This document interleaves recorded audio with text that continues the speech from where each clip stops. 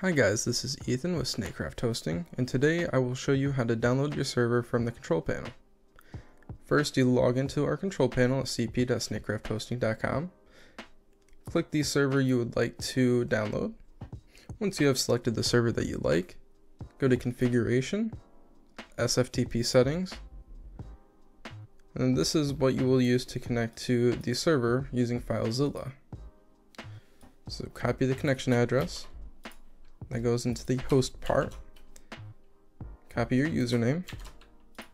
Goes in the username part, then type in your password.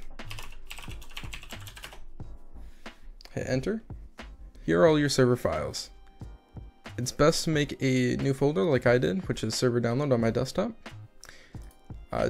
Download all the files that you like, so you can click on the first one, then go down to the very last one, hold shift and click, and that'll select all of them.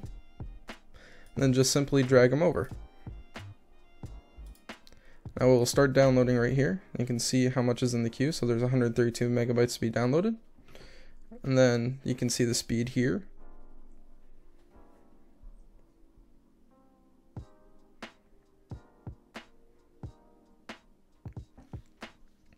Sometimes it looks like it's done, but it's still adding files to the queue.